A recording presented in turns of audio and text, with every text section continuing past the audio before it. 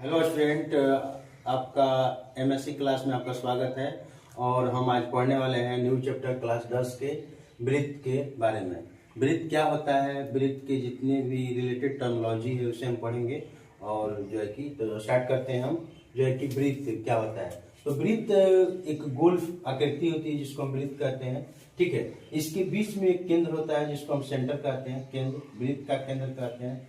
और ब्रीथ को घेरने वाली रेखा को हम परिधि कहते हैं। वृत्त को घेरने वाली रेखा को हम परिधि कहते हैं, ठीक है। और वृत्त के केंद्र से परिधि के बीच की दूरी को हम त्रिज्या कहते हैं, जिसको हम रेडियस कहते हैं, आर से दर्शाते हैं। अगर ये पूरा मिला दिया जाए इस पूरे परिधि को, जो केंद्र से होके जाए, सेंटर से होके जाए, उसको हम व्यास कहते हैं। इसको हम क्या कहते हैं? व्यास कहते हैं। इसको डायमीटर कहते हैं इंग्लिश में।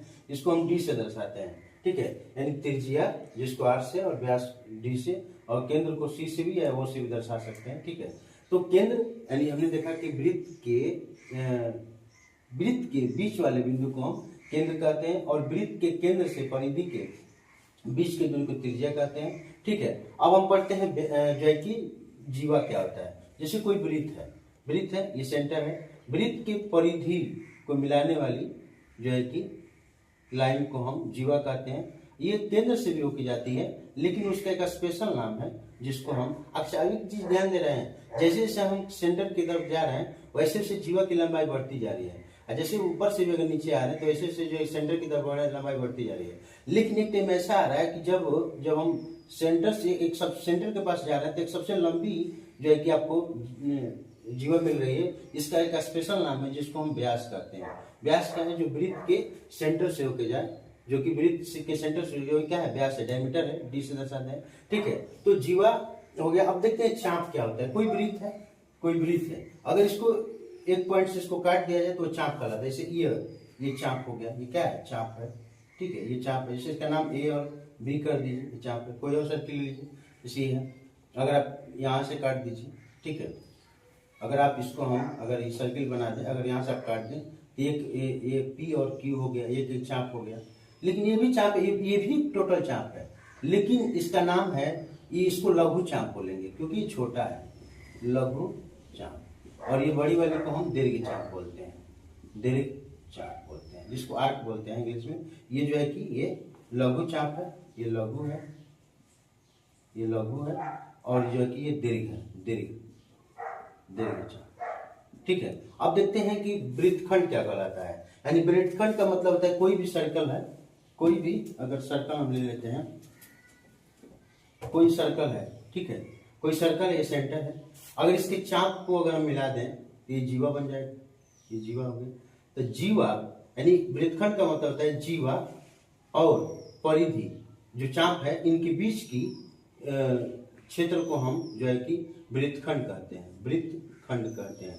यानी वृत्तखंड का मतलब क्या है? वृत्तखंड यानी वृत्त का जो टुकड़ा है उसे वृत्तखंड कहते हैं। वृत्तखंड में दो टाइप के भी वृत्तखंड होते हैं। जैसे ये बड़ा है, इसको हम बोलेंगे दीर्घ वृत्तखंड, दीर्घ वृत्तखंड, और जो छोटे वाले को बोलेंगे लघु वृत्तखंड, लघु वृत्तखंड। यानी दीर्घ वृत्तखंड है ये लघु वृत्तखंड है। यानी वृत्तखंड भी समझ लिए, चाप भी, दीर्घ चाप, लघु चाप भी समझ लिए। अब आपको बताते हैं कि जो है कि वृत्त की प्रतिच्छेदी रेखाएं क्या कहलाती है, वृत्त की जो है कि स्पर्श रेखाएं क्या कहलाती है, उसको हम आगे पढ़ेंगे, ठीक है। तो मेरा टॉपिक है आपको इसमें जो वृत्त क्लास 10 में जो वृत्त के बारे में पढ़ना है, इसमें फोकसली स्पर्श रेखा के बारे में पढ़ना है, और स्पर्श रेखा के बारे में हम पढ़ेंगे। तो स्पर्श रेखा क्या होती है उसको हम समझते हैं, ठीक है।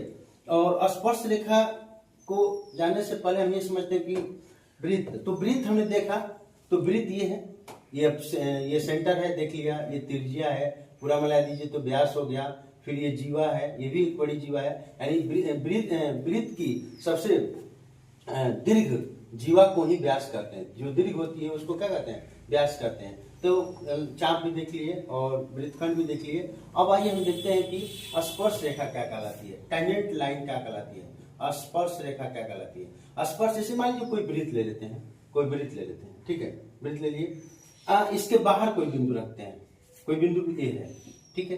ये वृत्त को टच कर रही है? नहीं टच कर रही। वृत्त को नहीं टच कर रही है तो इसको हम बोलेंगे अप्रतिच्छेदी रेखा, अप्रतिच्छेदी रेखा। अप्रतिच्छेदी रेखा, जो वृत्त को नहीं टच कर रही है, अप्रतिच्छेदी रेखा बनेगी।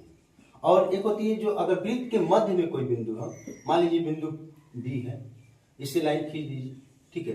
अगर हम वृत्त, अगर इससे लाइन हम खींचे तो आपको ये दिखाई देगा कि वृत्त को प्रतिच्छेद कर रही है, तो इसको जो है कि प्रतिच्छेदी रेखा कहेंगे, प्रतिच्छेदी रेखा कहेंगे। अगर हम वृत्त पे कोई बिंदु सी ले लें यहाँ, अगर इससे एक लाइन खींच दें तो इसको हम बोलेंगे स्पर्श रेखा। क्या बोलेंगे? स्पर्श रेखा। इसके नाम में छिपा है, स्पर्श मतलब टच करे। टेंजेंट लाइन, टेंजेंट लाइन वृत्त को केवल एक बिंदु पर टच करती है। स्पर्श रेखा क्या है? स्पर्श रेखा वो रेखा है जो वृत्त को केवल एक पॉइंट पर टच करे, एक पॉइंट पर टच करे, ठीक है। एक पॉइंट पर टच करे, उसे हम जो है कि स्पर्श रेखा कहते हैं। वृत्त की स्पर्श रेखा वो रेखा होती है, वृत्त की स्पर्श रेखा वो रेखा होती है जो वृत्त को केवल एक बिंदु पर जो है कि स्पर्श करे, एक बिंदु पर स्पर्श करे, उसे जो है कि हम स्पर्श रेखा कहते हैं, ठीक है। अच्छा, तो हमने देखा कि वृत्त के अगर कोई बाहर बिंदु है तो उसे कोई अगर बाहर बिंदु है, जैसे मान लीजिए वृत्त के बाहर बिंदु है तो उसे भी स्पर्श रेखा खींच सकते हैं। वृत्त के अंदर कोई बिंदु है तो उसे स्पर्श रेखा नहीं खींच सकते।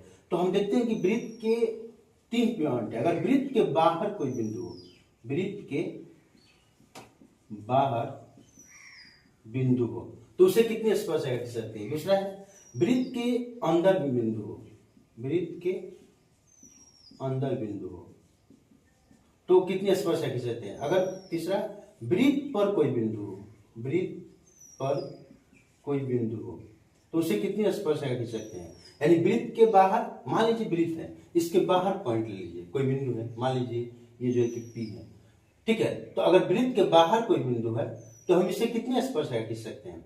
तो वृत्त के बाहर अगर कोई बिंदु है तो उसे हम जो है कि 2 स्पर्श रेखा खींच सकते हैं, एक इधर से और एक जो है कि इधर से। वृत्त के बाहर अगर कोई बिंदु, जैसे मान लीजिए ए बिंदु और बी बिंदु पर टच करता है तो ये स्पर्श रेखाएं एक एपी हो जाएगी और दूसरी जो है कि बीपी हो जाएगी, बीपी। यानी वृत्त के बाहर हमने देखा कि वृत्त के बाहर अगर कोई बिंदु है तो उससे हम कितने स्पर्श रेखा खींच सकते हैं? 2। वृत्त के बाहर कोई बिंदु है तो उसे 2 स्पर्श रेखा खींच सकते हैं। अगर वृत्त के अंदर कोई बिंदु है, मान लीजिए वृत्त के अंदर कोई बिंदु है तो इससे हम कोई स्पर्श रेखा, जैसे मान लीजिए वृत्त यहाँ सी ले लेते हैं, ये सेंटर है, ये सेंटर है, ठीक है। अगर अंदर बिंदु है तो कोई स्पर्श नहीं खींच सकते, यानी स्पर्श रेखा नहीं सकते। वृत्त के अंदर कोई बिंदु है, अगर वृत्त पे कोई बिंदु है, मान लीजिए वृत्त पे कोई बिंदु है, यहाँ ले लेते हैं, ये सी है, चाहे बी ले लेते, कोई भी ले लेते, बी है, तो हम कह सकते हैं कि अगर वृत्त पर अगर बिंदु है तो इसे केवल एक स्पर्श रेखा खींच सकते हैं, केवल एक स्पर्श रेखा खींच सकते हैं, ठीक है। तो हमने देखा कि वृत्त के बाहर बिंदु कोई रहे, वृत्त के अंदर कोई बिंदु रहे, वृत्त पर कोई बिंदु रहे। तो अच्छा, हम देखते हैं कि वृत्त को इतना देखा, अब देखते हैं कि वृत्त की कितनी स्पर्श रेखाएं हो सकती है। एक वृत्त है, कोई वृत्त खींचे हैं, वृत्त पर कितने स्पर्श रेखा खींच सकते हैं? तो वृत्त पे जो है कि हम जो है कि वृत्त अनंत बिंदुओं से मिलकर बना होता है, वृत्त अनंत बिंदुओं से मिलकर बना होता है, इसलिए वृत्त पर हम अनंत स्पर्श रेखा खींच सकते हैं, अनंत। लेकिन एक बिंदु से केवल एक ही स्पर्श रेखा खींची जा सकती है, यानी वृत्त पर हम अनंत स्पर्श रेखा खींच सकते हैं, क्योंकि जो है कि वृत्त अनंत जो है कि बहुत से जो है कि वृत्त से बनकर बना होता है, इसलिए वृत्त पे हम अनंत स्पर्श रेखा खींच सकते हैं। लेकिन अगर वृत्त के अंदर है तो कोई स्पर्श नहीं खींच सकते, वृत्त के बाहर कोई बिंदु है तो उसे हम 2 स्पर्श रेखा खींच सकते हैं, वृत्त पर कोई बिंदु है तो उसे जो है कि हम स्पर्श रेखा खींच सकते हैं, ठीक है। तो ये स्पर्श रेखा हम उसको इस तरह खींच सकते हैं कि जो है कि स्पर्श रेखा क्या कहलाती है। तो हमने देखा कि वृत्त के बाहर अगर कोई बिंदु है तो उसे 2 स्पर्श रेखा खींच सकती है, अगर वृत्त के अंदर कोई बिंदु है तो उसे कोई स्पर्श रेखा नहीं खींच सकती है, और वृत्त पर कोई बिंदु है तो केवल एक स्पर्श रेखा खींच सकते हैं, ठीक है। तो इस तरह हम अगर स्पर्श रेखा की विशेषता के बारे में पढ़ें तो पहला है कि स्पर्श रेखा, अच्छा एक और चीज, स्पर्श बिंदु क्या कहलाता है? स्पर्श बिंदु क्या कहलाता है? स्पर्श बिंदु, स्पर्श बिंदु देखिए, स्पर्श रेखा ये है, और स्पर्श रेखा और वृत्त जो परिधि है उसके बीच जहां वो टच करती है उसी को हम स्पर्श बिंदु कहते हैं। वृत्त को जिस बिंदु पे स्पर्श रेखा टच करती है या उससे होकर गुजरती है वही बिंदु जो है कि स्पर्श बिंदु कहलाता है, ठीक है। तो हम अगर देखें कि स्पर्श रेखा की विशेषता क्या है, तो स्पर्श रेखा में हमने अब वाला विशेषता है कि स्पर्श रेखा क्या होती है। तो स्पर्श रेखा वृत्त जो है कि एक बिंदु से होकर जाने वाली, यानी टच होकर करने वाली एक लाइन है जो कि वृत्त को केवल एक बिंदु पर प्रतिच्छेद करती है, वृत्त को केवल एक बिंदु पर टच करती है, उसे स्पर्श रेखा कहते हैं। और जिस बिंदु पर टच करते हैं उसे स्पर्श बिंदु कहते हैं। और एक वृत्त पर कितनी स्पर्श रेखा खींच सकती है, वृत्त की कितनी स्पर्श रेखा हो सकती है, तो एक वृत्त की अनंत स्पर्श रेखा हो सकती है। और दूसरा जो है कि दूसरा हमने आपको पॉइंट बताया कि वृत्त के बाहर कोई बिंदु है तो उससे दो स्पर्श रेखा खींच सकते हैं, और वो दोनों स्पर्श रेखाएं, अगर हम आगे पढ़ने में पढ़ेंगे कि दोनों स्पर्श रेखाएं लंबाई में बराबर होती हैं, यानी दोनों लंबाई में क्या होती है, बराबर होती है। याद रखिए, प्रमेय है, हम इसको सिद्ध भी कराएंगे अभी। तो हमने कहा कि वृत्त के बाहर कोई बिंदु है तो उसे दो स्पर्श रेखा खींच सकते हैं, लेकिन दोनों स्पर्श रेखा यानी एपी बराबर बीपी होगा, यानी एपी बराबर बीपी होगा, यानी 5 अगर ये तो ये भी 5 हो जाएगा। इस तरीके से जो है कि दोनों की लंबाई में क्या हो जाएगी, बराबर हो जाएगी, एपी बराबर बीपी। ठीक है, तो हमने वृत्त के बाहर फिर वृत्त पे, अगर वृत्त के अंदर कोई तो कोई स्पर्श खींच सकती है। अच्छा, एक और चीज हम बताते हैं आपको कि वृत्त के अगर वृत्त कोई है तो वृत्त पे कितनी समांतर स्पर्श रेखा खींच सकते हैं। तो मान लीजिए अगर ये सेंटर है, यहां से एक स्पर्श रेखा खींच रहे हैं, यहां से एक स्पर्श रेखा खींच रहे हैं, तो इधर भी एक स्पर्श रेखा खींच सकते हैं। ये दोनों क्या होगी, पैरेलल हो सकती है। अगर ऊपर एक स्पर्श रेखा खींच सकते हैं तो एक नीचे स्पर्श रेखा खींच सकते हैं। तो हम अगर समांतर कहें तो कितनी स्पर्श रेखा समांतर हो सकती है, तो मैक्सिमम 2, यानी एक ये और एक ये। अगर मान लीजिए ए बी है और ये जो है कि सी डी है, तो A B parallel C D हो जाएंगी। अगर ए सी देखा जाए तो A C parallel B D हो जाएंगी। ठीक है, यानी ये इसके पैरेलल हो जाएंगी ये दोनों, और ये इसके पैरेलल हो जाएंगे। ठीक है, तो मैक्सिमम 2 जो है समांतर रेखाएं पैरेलल जिस बिंदु पर टच करे सर्कल को, वो स्पर्श बिंदु कहलाता है। ठीक है, तो अब हम एक आपको प्रमेय पढ़ाएंगे। इस चैप्टर में 2 प्रमेय पढ़ना है, 10.1 और 10.2, जिसमें से आपको 10.1 अभी बता रहे हैं। ठीक है, देखिए 10.1 में क्या है और 10.2 में क्या है, इस चीज को हम समझेंगे। 10.2 में हमने बता भी दिया है, लेकिन अभी देखिए 10.1 का जो है कि प्रमेय है वो क्या है। देखिए प्रमेय 10.1 में कहता है कि कोई भी, जैसे वृत्त के किसी बिंदु पर कोई वृत्त है, वृत्त के किसी बिंदु पे अगर कोई हम वृत्त के किसी बिंदु पे कोई एक स्पर्श रेखा खींच सकते हैं, कोई स्पर्श रेखा खींच रहे हैं। अगर मान लीजिए इसको वृत्त का अगर ले लेते हैं, अगर इस पे कोई बिंदु स्पर्श रेखा खींच रहे हैं, मान लीजिए बिंदु जो है कि पी है। ठीक है, अगर ये केंद्र से स्पर्श बिंदु से केंद्र से होकर जाने वाली रेखा इस पे लंब होती है, क्या होती है, लंब होती है, यानी ये क्या होती है, लंब होती है। ये 10.1 पर में कहता है कि वृत्त के किसी बिंदु पर स्पर्श रेखा से जाने वाली, यानी स्पर्श रेखा से जाने वाली, यानी स्पर्श रेखा ये है, स्पर्श बिंदु से जाने वाली रेखा, ये मान लीजिए त्रिज्या हो गया, वो है। तो वृत्त के स्पर्श बिंदु, ये स्पर्श रेखा मान लीजिए एक्स और वाई ले लीजिए, स्पर्श रेखा एक्स वाई का स्पर्श रेखा है, और ये पी स्पर्श बिंदु एक्स वाई जो स्पर्श रेखा है वृत्त को पी बिंदु पर स्पर्श करती है, तो पी स्पर्श बिंदु हो गया। तो हमने बताया कि जो इस प्रमेय में ये बताता है कि जो त्रिज्या से जाने वाली जो रेखा होती है स्पर्श रेखा पे क्या होती है, लंब होती है, यानी ये परपेंडिकुलर होती है। ठीक है, यानी परपेंडिकुलर होती है। अगर इसको आप आगे भी मिला सकते हैं इसको, ठीक है, आगे मिला सकते हैं। ठीक है, तो ये हमारा जो है कि प्रमेय है। लेकिन इसको इसे आधार पे एक एग्जाम्पल लेते हैं सवाल, तो इससे हम इस चीज को और अच्छी तरह समझ सकते हैं। जैसे मान लीजिए एक इसी को यही में अगर देखते हैं कि अगर हम देखें यानी परपेंडिकुलर होते हैं, इस प्रूव है करना था। देखिए ये सेंटर है, तो अगर हम मान ले कि एक वृत्त के ये यानी इसकी अगर वृत्त की कोई स्पर्श रेखा है, अगर इसकी हम लंबाई मान ले कि अगर यहाँ से यानी वृत्त की ओर से इस बिंदु के बीच की दूरी अगर हम मान ले कि जो है कि 12 सेंटीमीटर है, और किसी वृत्त की त्रिज्या यानी वो वृत्त है उसकी त्रिज्या 5 सेंटीमीटर है, तो आपसे पूछा जाए कि जो है कि यहाँ वाई पी और वाई की लंबाई क्या होगी।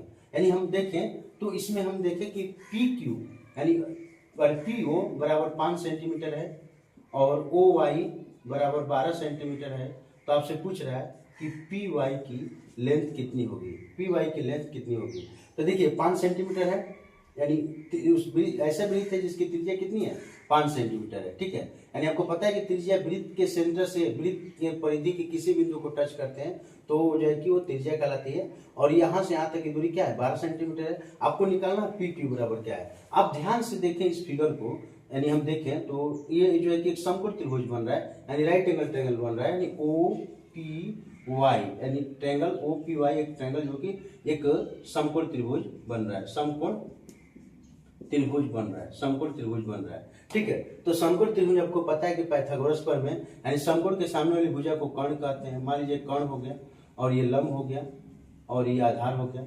हम पढ़ते हैं कि ये कर्ण है, लंब है, आधार है, हमको आधार निकालना है। हमने बताया कि आधार बराबर क्या होता है, आधार बराबर बताते हैं, आधार बराबर होता है कर्णी में पाइथागोरस प्रमेय के अनुसार कर्ण का स्क्वायर माइनस लंब का स्क्वायर, कर्ण का स्क्वायर माइनस लंब का स्क्वायर। कर्ण कितना है 12 है, 12 का स्क्वायर माइनस लंब कितना है 5 का स्क्वायर, अंडर रूट कर दीजिए। 12 का स्क्वायर मतलब अगर 12 का स्क्वायर करें तो अगर इसको थोड़ा सा ऊपर लिखते हैं, देखिए अगर मान लीजिए ये अंडर रूट क्या है 12 का स्क्वायर, यानी 12 का स्क्वायर माइनस 5 का स्क्वायर, यानी क्या निकालना है हमें पी वाई निकालना है। पी वाई बराबर क्या होगा, तो 12 का स्क्वायर 144 हो जाएगा, फिर ये 25 हो जाएगा।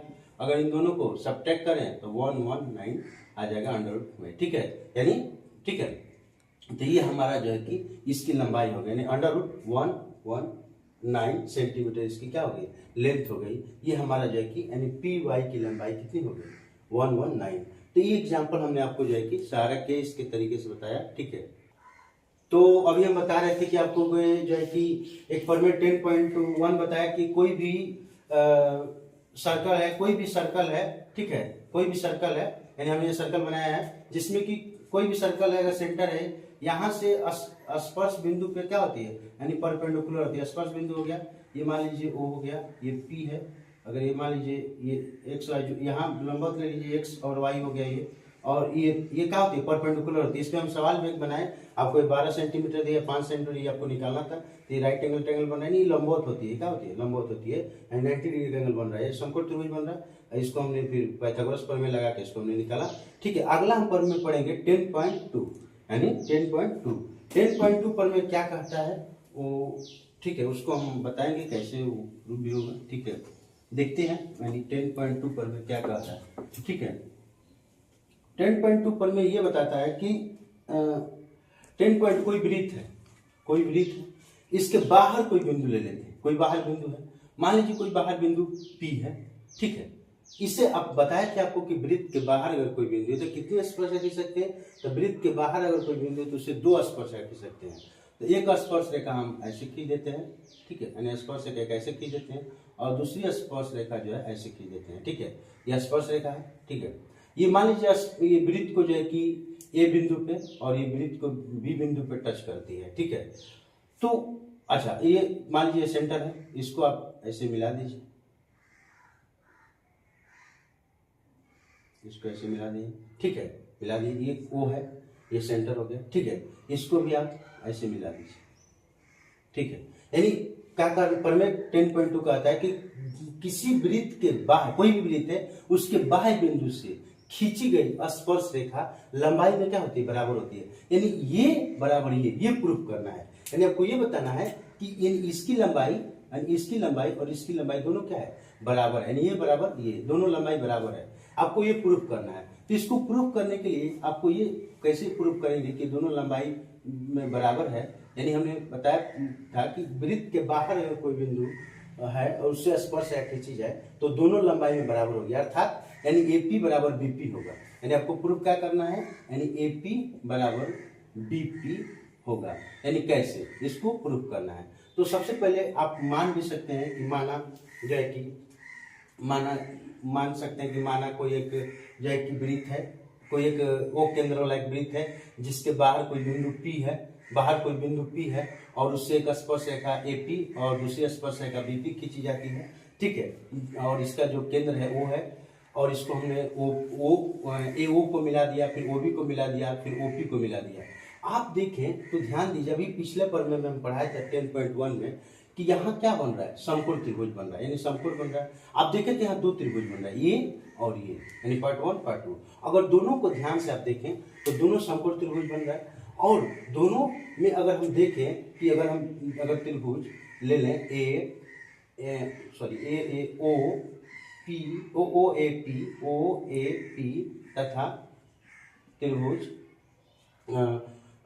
OBP में आप ध्यान से देखें तो क्या क्या है। अगर आप ध्यान से देखें तो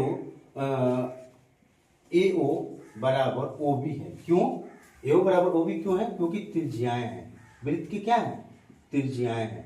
वृत्त की त्रिज्याएं समान होती है, आपको पता ही है, इन दोनों बराबर है, समान होती है। अब देखें, अगर आप देखें OP यानी OP बराबर OP, क्यों? क्योंकि दोनों में कॉमन है। देखिए ना, अगर आप इसको ध्यान से ऐसे देखें कि आपको ये जो ट्रायंगल बन रहा है, दो ट्रायंगल आपको बन रहा है, यानी ऐसे, ठीक है, और एक जो है कि ऐसे आपको ट्रायंगल बन रहा है, ठीक है। अगर आप देखें तो यहाँ से ट्रायंगल जो है कि ऐसे बन रहा है, ठीक है, यानी यहाँ जो है कि 90 डिग्री एंगल बन रहा है, ठीक है, यहाँ 90 डिग्री एंगल बन रहा है, ठीक। इस तरह इसमें भी दोनों में क्या है, ये दोनों साइड दोनों में क्या है, कॉमन है। ये दोनों साइड OP जो है क्या है, कॉमन है, ठीक है। तो OP क्या है, उभयनिष्ठ है, दोनों में क्या है, उभयनिष्ठ है, दोनों में उभयनिष्ठ है, ठीक है। OP दोनों में उभयनिष्ठ है। अगर आप आगे देखें तो यानी हमने देखा कि OA बराबर OB, यानी दोनों ट्रायंगल में, यानी OAP और OBP में दोनों ट्रायंगल समकोण त्रिभुज बन रहा है, समकोणिक है, जिसमें से राइट एंगल ट्रायंगल है। तो हमने देखा कि जो AO बराबर OB है, क्यों? क्योंकि वृत्त की त्रिज्याएं हैं, और OP बराबर OP है, क्योंकि दोनों में उभयनिष्ठ है। और ये देखें तो कोण OAP बराबर कोण OBP बराबर 90 डिग्री, समकोण है, क्यों? बराबर 90 डिग्री यानी समकोण है, समकोण है। तो हमने देखा कि ये तीनों यानी कहने का मतलब है कि ये इस तरह त्रिभुज अगर देखें तो त्रिभुज यानी OAP सर्वांगसम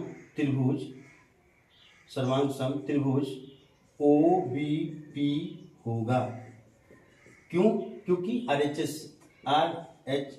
के यानी राइट हाइपोटेनियस साइड, यानी इसका जो है कि हाइपोटेनियस यानी जो है कि साइड बराबर है, यानी इसका जो कोण बराबर है, राइट यानी RHS के माध्यम से दोनों ट्रायंगल क्या हो गए, यानी सर्वांगसम हो गए, यानी दोनों ट्रायंगल क्या हो गए, सर्वांगसम हो गए, दोनों ट्रायंगल सर्वांगसम हो गए। तो हमें पता है कि जब सर्वांगसम हो गए तो दोनों के सभी साइड्स क्या हो जाएंगे, इक्वल हो जाएंगे।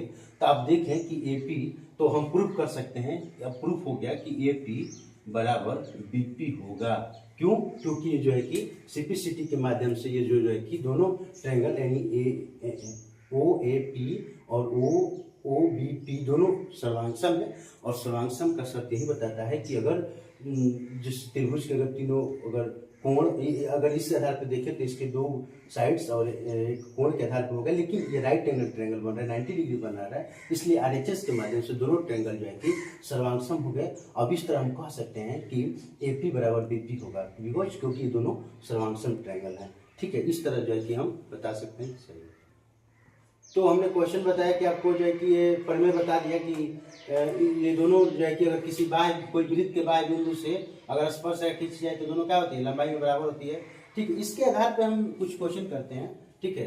यानी एक्सरसाइज अगर हम 10.2 करें, एक्सरसाइज 1 में वो जो है कि वन लाइनर है, जो कि हम आपको ऑब्जेक्टिव में बताई दिए, ठीक है। अब एक्सरसाइज अगर हम एक्सरसाइज 10.2 में क्वेश्चन देखें, पहला क्वेश्चन दिया है कि एक वृत्त के Q से स्पर्श रेखा की लंबाई 24 सेंटीमीटर है और केंद्र 25 सेंटीमीटर की त्रिज्या क्या है। पहले एक वृत्त बताते हैं, ठीक है। वृत्त कह रहा है कि वृत्त के एक बिंदु Q से मान लीजिए कोई बिंदु क्या है, Q है, कोई बिंदु Q है। कह रहा है कि वृत्त के Q से वृत्त के स्पर्श रेखा की लंबाई, मान लीजिए यहाँ से स्पर्श रेखा की लंबाई अगर देखा जाए, स्पर्श रेखा की लंबाई जो है कि 24 सेंटीमीटर है, ये 24 सेंटीमीटर है तथा 24 सेंटीमीटर तथा Q से केंद्र के बीच की दूरी, मान लीजिए केंद्र है और यहाँ से इसकी बीच की दूरी जो है कि कितनी है, यानी 25 सेंटीमीटर है, 25 सेंटीमीटर है। तो वृत्त की त्रिज्या निकालिए। तो आपको क्या करना है, वृत्त की त्रिज्या निकालना है, आपको बताना है कि वृत्त की त्रिज्या कितनी होगी, ठीक है। वृत्त की त्रिज्या कितनी होगी, यानी वृत्त की त्रिज्या कितनी होगी, मान लीजिए O है और इसको हम मान लेते हैं जो है कि P मान लेते हैं, ठीक है। तो आपको ये 24 सेंटीमीटर दे दिया, यानी बाह्य बिंदु से स्पर्श रेखा यानी स्पर्श रेखा की लंबाई दे दिया है, यानी 24 सेंटीमीटर दे दिया है, ठीक है, 24 सेंटीमीटर दे दिया है। और जो है कि यहाँ से केंद्र O से उसके स्पर्श रेखा की जो लंबाई है, इसकी जो बीच की दूरी दे दिया है कितना, 25 सेंटीमीटर। आपसे पूछ रहा है कि इसकी त्रिज्या कितनी होगी, वृत्त की त्रिज्या कितनी होगी। आप देखें तो हमें अभी पिछले प्रमेय पढ़ा था कि जो है कि वृत्त के स्पर्श बिंदु से त्रिज्या से होकर जाने वाली रेखा इस पर लंब होती है, ये 90 डिग्री बन रहा है, समकोण त्रिभुज बन रहा है। देखेंगे कि समकोण त्रिभुज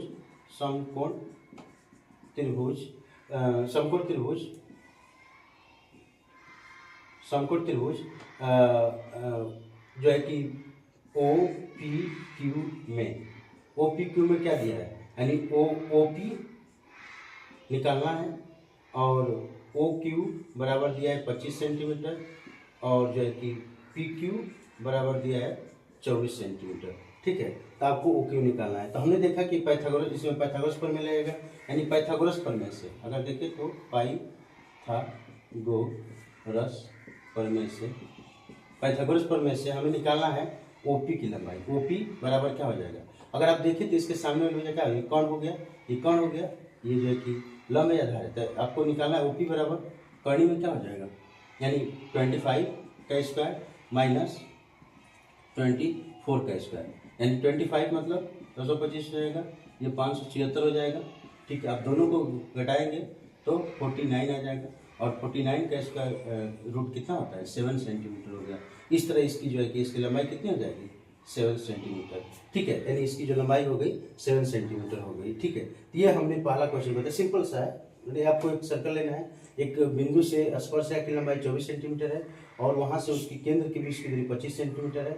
आपसे वृत्त की त्रिज्या पूछ रहा था, आराम से आपने जो है कि 10.2 का पहला क्वेश्चन आप बना सकते हैं, 7 सेंटीमीटर होगा। ऑब्जेक्टिव में जो है कि आपके ऑप्शन में दिया है, जैसे कि ए दिया है 7 सेंटीमीटर, बी दिया है 12 सेंटीमीटर, सी दिया है 15 सेंटीमीटर और डी दिया है 24.5%। इसका पहला जो है कि सही होगा। ठीक है, अब दूसरा क्वेश्चन देखते हैं, यानी आपको दूसरा क्वेश्चन हम बताते हैं दूसरा क्वेश्चन कैसे बनेगा। ठीक है,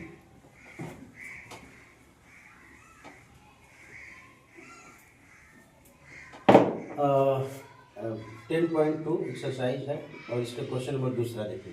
दूसरा क्वेश्चन का फिगर बना के दे दिया है, आपको फिगर बनाया हुआ है, मान लीजिए सर्कल है। ठीक है, और ये जो है कि आपको बिंदु यहाँ पी है और ये बिंदु दो ले लिया है क्यू। ठीक है, और इससे यहाँ जो है कि सेंटर हो गया, यहाँ से इसके एंगल बन रहे हैं। ठीक है, ये और यहाँ एक स्पर्श जो है कि रेखा है, स्पर्श बिंदु है, जिससे जो है कि स्पर्श रेखा खींची जा रही है। ठीक है, ये बिंदु जो है कि टी है, लिया है और इसको फिर यहाँ से मिला दिया है। ठीक है, ये टी है। तो आप देखें तो आपको पूछ रहा है कि 110 डिग्री दे दिया है, 110 डिग्री दे दिया है। आपसे पूछ रहा है कि एक इतना में टी पी, यानी टी और पी, टी पी केंद्र ओ हो गया, केंद्र ओ वाले किसी वृत्त पर दो स्पर्श रेखा है, ये स्पर्श रेखा यानी पी टी और वो जो है कि स्पर्श रेखा खींची गई है और ऐसा स्पर्श रेखा खींची गई है कि कोण पी ओ और क्यू 110 डिग्री है। तो आपको निकालना है कौन सा, कोण पी टी क्यू का मान निकालना है। आपको इसका एंगल बताना है कि कितने डिग्री का होगा, तो आराम से निकाल लेंगे, इसका बहुत मुश्किल नहीं है कि इसको निकालना। देखिए, आप हमने प्रमेय पढ़ा है कि यहाँ कितने डिग्री का एंगल बनता है, समकोण यानी 90 डिग्री का एंगल बनता है। आप देखें तो हम अगर ये 90 डिग्री, ये भी 90 हो गया, ये भी 90 हो गया और ये 110 है, इसको निकालना है। तो आप देखें तो अब एक चतुर्भुज बन रहा है, पी ओ क्यू टी। अगर देखें पी ओ क्यू टी एक चतुर्भुज बन रहा है, और हमें पता है कि चतुर्भुज के चारों कोणों का योग, चतुर्भुज बन रहा है, चारों कोणों का योग 360 डिग्री होता है। इसलिए हम देखें तो हम कह सकते हैं कि कोण टी निकालने के लिए तो पहले सबसे पहले इसको कोण टी निकालना है। तो लिखेंगे कोण पी प्लस कोण ओ प्लस कोण क्यू प्लस कोण टी बराबर 360 डिग्री। आप देखें तो कोण पी 90 डिग्री है और कोण ओ जो है कि 110 डिग्री है और कोण क्यू 90 डिग्री है और आपको जो है कि कोण टी बराबर निकालना है 360 डिग्री। आप इनको जोड़ दें तो जोड़ेंगे आप तो जो है कि क्या आ जाएगा, आपको जो है कि आप जोड़े तो जो है कि जोड़ दीजिए 1 10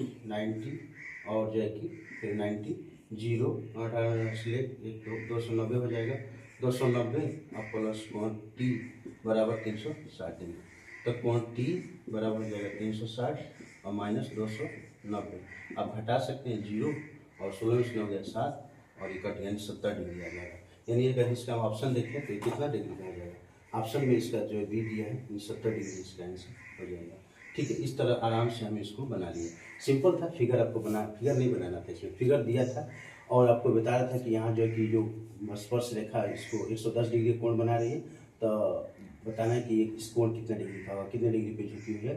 तो ये 90 डिग्री यहाँ हुआ। प्रमेय पढ़ लिए 10.1 में प्रमेय बताया गया कि 90 डिग्री कोण बना संकोण त्रिभुज। ये 110 तीनों को जोड़ दीजिए और 360 में से घटा दीजिए क्योंकि चतुर्भुज बन रहा है, ठीक है, हमने घटा दिया 70 डिग्री आ गया। अब हम आगे नेक्स्ट देखेंगे, अगला क्वेश्चन देखेंगे, क्वेश्चन नंबर 3, ठीक है। क्वेश्चन नंबर 3 क्या कहता है, देखिए इसको आप चाहे तो स्क्रीनशॉट ले सकते हैं, ले लीजिए स्क्रीनशॉट, इसके बाद हम आगे बताते हैं, ठीक है। ठीक है, तो हम क्वेश्चन नंबर आपको जो है कि अगला क्वेश्चन हम जो है कि 3 बताते हैं। क्वेश्चन नंबर 3 देखिए, क्वेश्चन नंबर 3 क्या कहता है, ठीक है, इसको इरेज कर रहा है।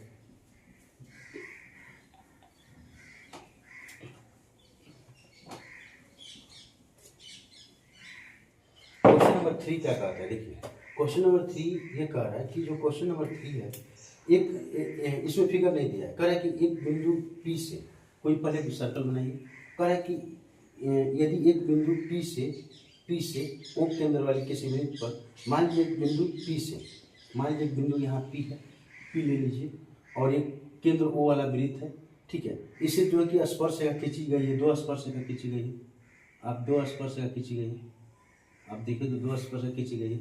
मान लीजिए यहाँ ए है और यहाँ बी है, 2 स्पर्शरेखा खींची गई है, ठीक है, पी ए और पी बी, ठीक है, खींची गई है। परस्पर 80 डिग्री कोण पर झुकी हुई है। ये 80 डिग्री कोण पर क्या हुई है, झुकी हुई है, यानी जो है कि अगर आप देखें तो ये 80 डिग्री की कोण पे ये झुकी हुई है, 80 डिग्री के कोण पे झुकी हुई है। तो कोण, अब इसको थोड़ा सा आप मिला सकते हैं, ऐसे आप मिला दें, इसको मिला दें और आप इसको भी मिला सकते हैं, ठीक है, मिला दीजिए। तो 80 डिग्री कोण पर झुकी हुई है, तो आपको निकालना क्या है, ये निकालना है आपको कि कोण पी ओ ए बराबर क्या होगा, कोण पी ओ ए बराबर क्या होगा, पी ओ ए, यानी ये इसका कितना डिग्री का होगा, ठीक है। तो आपको पता है कि अगर हम देखें तो यानी कोण पी ओ ए बराबर क्या होगा। तो अब देखें तो ये 80 डिग्री पे झुकी हुई है, 80 डिग्री पे झुकी हुई है। अगर इसको हम डिवाइड करें तो ये 40 हो जाएगा, ये 40 हो गया, ये 40 हो गया कि नहीं 40, ये 40। अगर हम ट्रायंगल लें, ट्रायंगल त्रिभुज ओ ए पी एक समकोण त्रिभुज बना रहे हैं, समकोण त्रिभुज बना रहे हैं, यहाँ 90 डिग्री कोण बन रहा है। आपको पता है कि समकोण त्रिभुज या कोई भी त्रिभुज है उसके तीनों कोणों का योग कितना होता है, 180 होता है। तो ये 90 है, ये 40 है, तो इसको कितना डिग्री का होगा, तो आपको पता है कि लिखेंगे कोण ए, ट्रायंगल समकोण त्रिभुज बन रहा है, तब त्रिभुज में देख लीजिए, समकोण त्रिभुज में देखें तो कोण ए प्लस कोण पी प्लस कोण ओ बराबर 180 डिग्री, देख लीजिए। अब कोण ए का मान 90 डिग्री है, ठीक है, और कोण पी का मान जो है 40 डिग्री है, और कोण ओ नहीं दिया है, तब कोण ओ को रहने दीजिए, बराबर 180 डिग्री। अब दोनों को जोड़े तो क्या हो जाएगा, जो है कि 9 यानी जो है कि 130 डिग्री हो जाएगा, प्लस कोण ओ बराबर 180 डिग्री, ठीक है। कोण ओ बराबर क्या हो जाएगा 180, ये प्लस हो जाएगा तो माइनस हो जाएगा, ठीक है। अब घटा देंगे तो कितना आ जाएगा, यानी 50 हो जाएगा, 50 डिग्री, यानी कोण ओ बराबर कितना डिग्री हो जाएगा, 50 डिग्री हो जाएगा, ठीक है। इस तरह से आपने आराम से इस चीज़ को बना लिया, ठीक है, कोई प्रॉब्लम नहीं होनी चाहिए, ठीक है, बहुत अच्छी तरह से आपको हम समझाएं, ठीक है। तो आज के लिए हम इतना ही, यहीं तक आप क्लास को स्टॉप करते हैं, ठीक है। थैंक्स, आप जो है कि लाइक करें और सब्सक्राइब करें, इससे हमको जो है कि मोटिवेशन मिलता है, आप इस चीज़ को कि मेरे चैनल से जुड़ रहे हैं, थैंक्स।